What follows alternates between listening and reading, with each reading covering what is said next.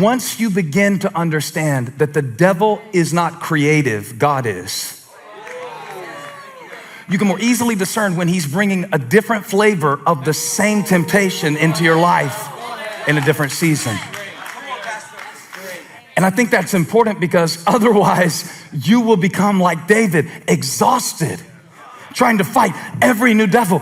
But once you recognize that this is the same fear that's making me drink too much, that earlier in my life was a part of how I grew up. Or once you realize this is the same fear that's making me push people away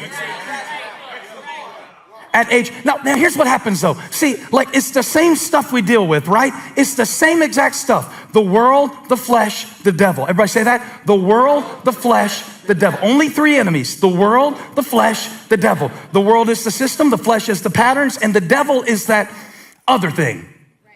That other thing that we can't exactly pinpoint on a person.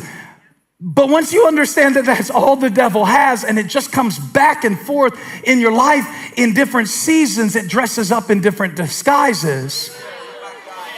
And when you're younger, the devils are less expensive. So when you're younger and you want attention, you just act out in class and you get detention. That's it. That's it. You just want attention. That's what you want. So you do something stupid and you get detention and that's it. But what about 25 years later when the same need for attention outside of your marriage doesn't end in detention, it ends in divorce? Do you see what this country preacher is trying to say to you? It's really simple. It's the same devil. It's just coming at you at an entirely different expense. The stakes are higher.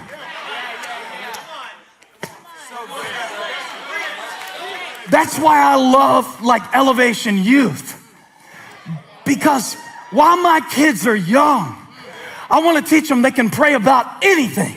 They can ask God for anything. They can trust God with anything. They can go to God for anything. They can find everything that the world falsely advertises in the house of God, and you don't have to run from your calling. You can embrace it because you got it on the inside.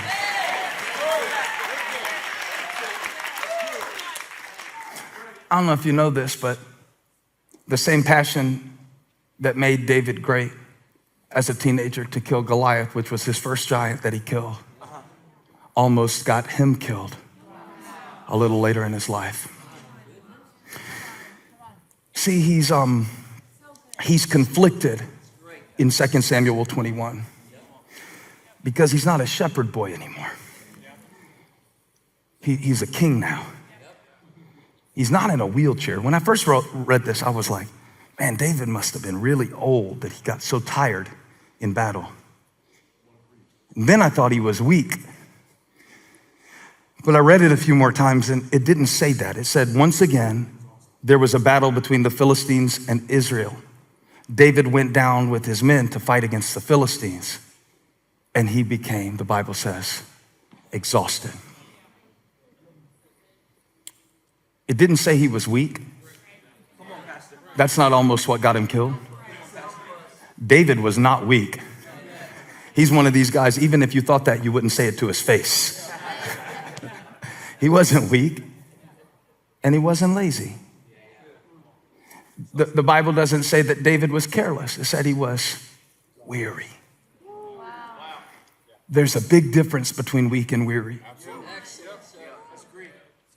It's like the other day, me and my partner, who's also my firstborn son, were pumping some big weights in the pound. That's what we call the room we work out in. The place of ultimate natural development, pound. It's an acronym.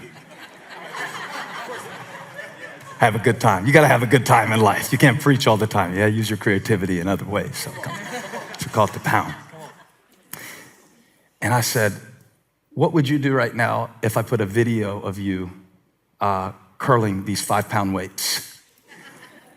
But see, when I tell you he was curling 5-pound weights, what I didn't tell you is it was the 4th exercise in a superset. If you had walked in at that moment where you saw him with the 5s, you'd be like, ha ha, look at you. Do you even lift? It's like, yeah, I was lifting for 5 minutes before you got here. You just walked in at the end. So here we are, I'm curling 10s, he's curling 5s, and we're laughing at ourselves, but knowing we're much stronger. We're not weak. We're just weary. I thought you'd be happy. I'm letting you off the hook. That's why you did the dumb thing that you did yesterday. You are not a weak person. You are strong. How can Christ live in you and you be weak? It's not possible. That's not possible. How can greater is he that is in you than he that is in the world? How can the great I am be the spirit that brings life inside of you and you be weak? David wasn't weak, and neither am I. I feel weak when I get weary. And I get weary when I've been fighting the same battle over and over and over again. And then people walk in on you and they're like, why would you do something so dumb? Oh God, why would you do something like that? If you would have saw the 3 sets I had to do before you got here.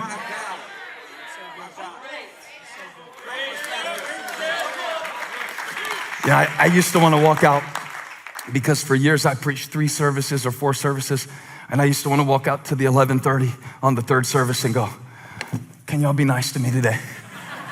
I mean, I barely have a voice left. I drank all the throat coat that they make in the, I'm practically like living off a Ricola cough drops to even get these words out. Can y'all please not sit there and look at me cross-eyed and crossed-armed, looking at me like I stole something out of your house and you want to throw me in prison? Can we please not have you looking like a terrorist on the front row of the church today while I'm trying to preach? You know, just like pity me. I'm tired. Please help me. I need help. I'm a person.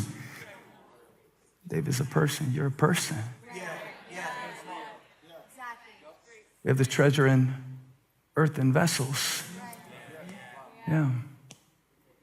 And you get tired. The only thing I hate is when I see you getting tired over battles that you don't even have to fight. I hate that for you. Some battles you have to fight. When you're running back and forth to the nursing home where your mother is and she's an hour away, and then you're coming back home and you don't have enough to give and you're spread thin. I mean, that's one thing. But then to have imaginary battles that you fight alongside the real ones.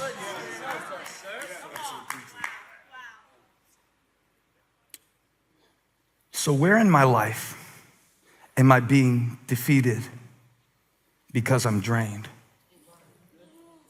What a question, right? Where am I stronger than what I am acting like? Where am I actually? I remember when I went over to somebody's house one time and their kid was acting so colicky and bad, probably like a 6-month-old kid. And they said, I promise they're good. They just need a nap. And sometimes I want to like apologize for myself like that. I promise I'm good. I just need a nap. I just need a bubble bath. I just need to take a walk with Holly. I just need something. And yet, so much of it, if you'll notice in the passage, so much of it is solved when we allow the strategy to match the season.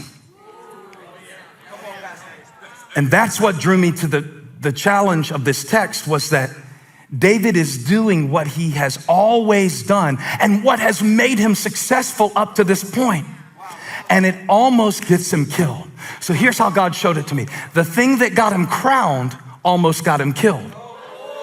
He was crowned for killing a giant, which was what he was supposed to do in that season of his life. But now we find him almost dying. David almost died. He almost died. He almost died before he did everything God called him to do. He almost died, anointed, and he almost died. You can be anointed and exhausted. And if you don't know what to do in those moments, then the thing that crowns you in one season can kill you in the next.